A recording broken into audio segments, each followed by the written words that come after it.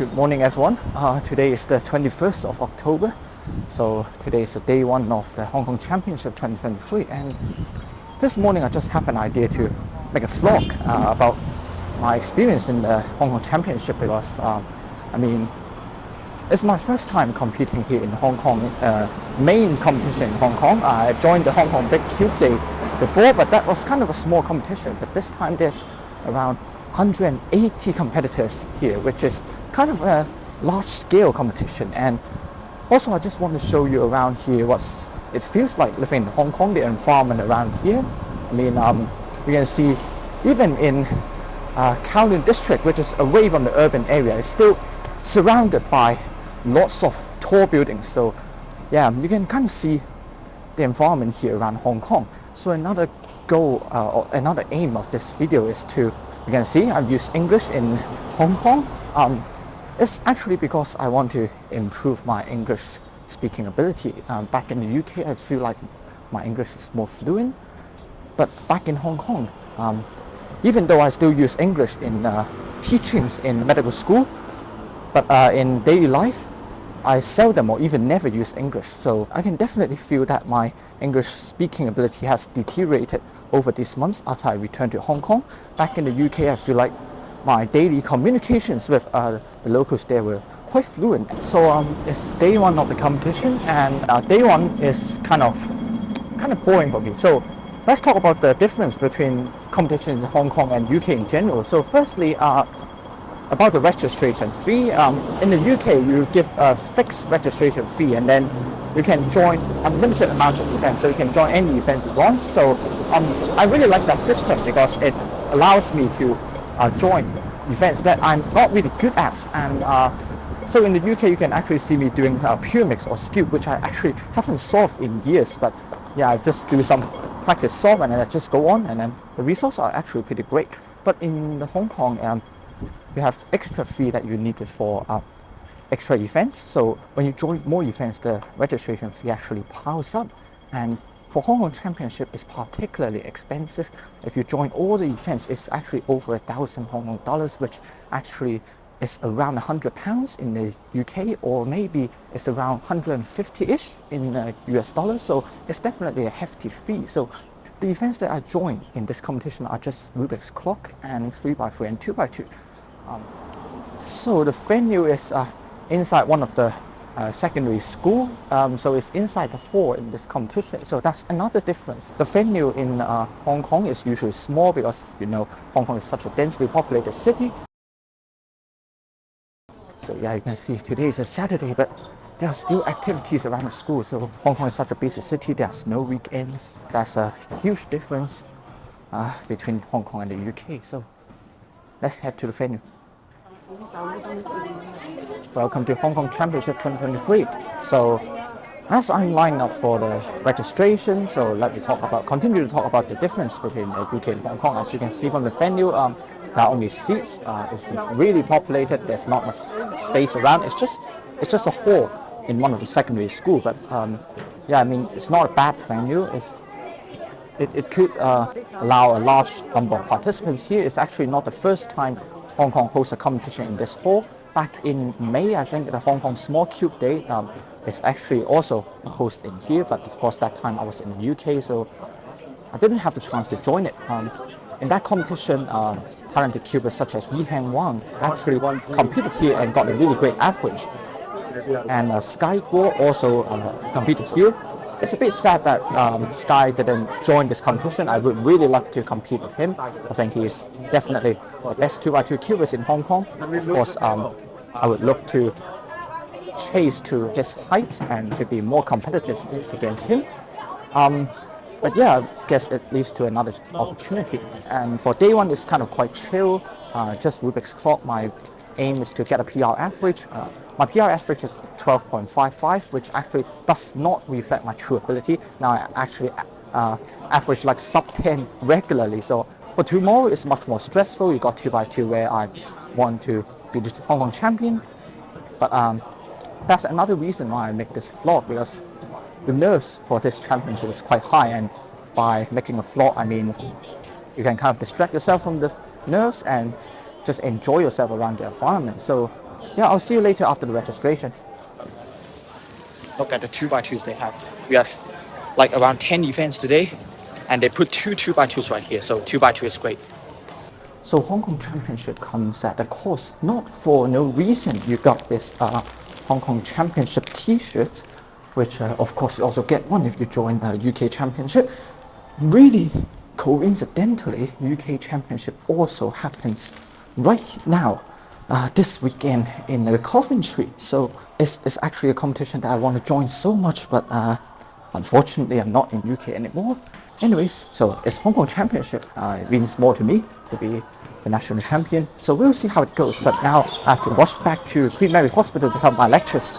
So further elaborating my point on the competition difference between the two countries. For Hong Kong, that's one thing that I like is that how you go to a solving station and just sit there, and then you have all the 5 solves at the same station. So between the 2 solves, you don't have to go to a waiting area. Just sit where you compete, and you can have a whole table here. You can have a whole table here to just warm up, and so you can actually do a lot of warm-up solves even between solves. And I think that's one of the reasons why I would be more confident in getting a sub-2 average and a better time overall than those I got in UK. So we'll see how it goes. But today I'm not doing 2x2. 2x2 is tomorrow. So today I'm only doing 1 round of clock, and I think it would be a great opportunity for me to warm up and to feel how to practice between solves in this different environment. So we'll see how it goes.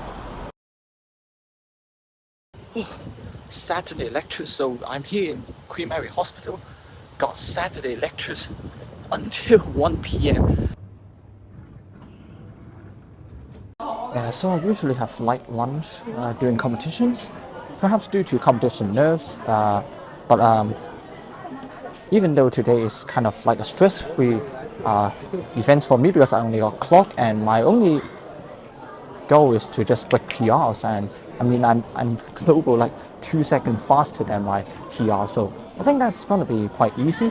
But at the same time, I think there's still some stress because you don't know what happens during competitions, and you still got some nerves. So I tend to get light anxious in lunchtime, that I really do in the UK as well. And for UK, I usually eat Greggs, which I kind of miss. They provide quite some light lunches. I mean, not of the highest quality, but I mean, it's a great choice for competition scenario like this. So yeah, I'm back at the venue and got some time to wait. Long waiting time. Let's get some clock and 2x2 practice. Oh, I can barely balance the clock here. Oh my goodness.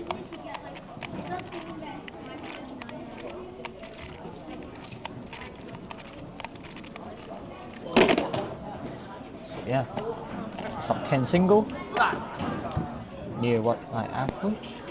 So a clock is a really simple event. I mean, the rankings in Hong Kong is kind of quite bad, to be honest. I mean, I got a 12.55 PR average currently, and it ranks me like 18th in Hong Kong, which is absolute joke because I don't have any advanced methods of clock. So I'll maybe briefly do like a walkthrough solve here.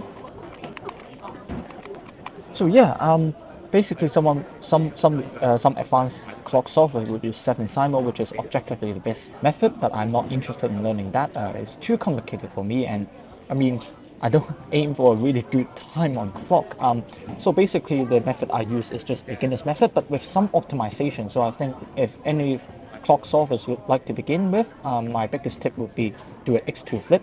This would like lower your average by 0.5 seconds immediately, and it's not even that difficult to get used to. So basically the optimization method is to do bottom moves in the start of the solve, and then the rest of the solve you don't have to move your bottom gears, so that will increase your speed in solving the Rubik's clock. So basically I will start maybe from this orientation. So you can see this center clock requires a 4 positive move in order to match this clock. So basically I flip it over, and then I would start it off like this, and then for this, because it's a 4 positive move, back here I should do a 4 negative move, and then at the same time I match this clock with this clock to solve it. So kind of like this. And then I basically solve the right hand side clock, and then I solve the bottom clock, and then I solve the left side clock, and then back to 12, and then do an x2 flip. As you can see, I already solved these two in the start of my solve, so I move on to solve the right hand side clock, followed by the bottom clock with a skip, and then solve the left hand side clock, and then basically solve the remaining corners.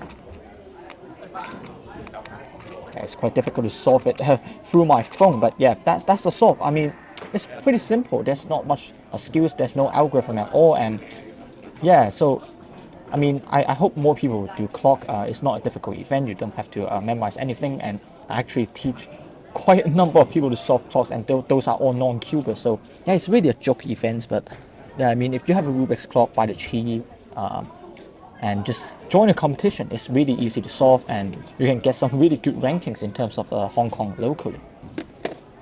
Our next event is pyraminx, which I actually did participate in UK, but did not this time because I actually sucks at pyraminx. I actually did not join pyraminx at all in the first two competitions in the UK, but afterwards I just did a few solves and I say, oh, I averaged around 10 seconds. Then I still go to the competitions and got great results. I got a 7-second average, which was actually like PB 2 or 3, something like that. So it was quite nice, but yeah, in terms of the rankings, it's still very bad. And one thing we can look at is that there's actually live stream for this competition with commentary, which is a really great thing. Hong Kong competition this year has live stream, but this time it's actually the first time that it actually got live commentary. And even though it's in Cantonese, but I think it really allows us to know fellow cubers better. For example, their main events and their usual performance compared with the competition performance. So I mean, if there's Hong Kong competition next time, I would definitely put in the link. And if you're free enough and you're interested enough, and if you know Cantonese or if you want to learn Cantonese, then yeah, why not join in the live stream to see how a Hong Kong competition goes. So it's a pyraminx round, and we happen to have a Hong Kong national record single of 1.89. First ever sub-2 in Hong Kong. Accomplished by Yang Ping, so really great moment. Yeah. 我忘了是哪里了，然后就这样子，然后把这个锅。哦，厉害厉害。So it's time for clock, and I have this doll on my shoulder, which is kind of cute. So I decided to bring it along and go compete with this on my shoulder.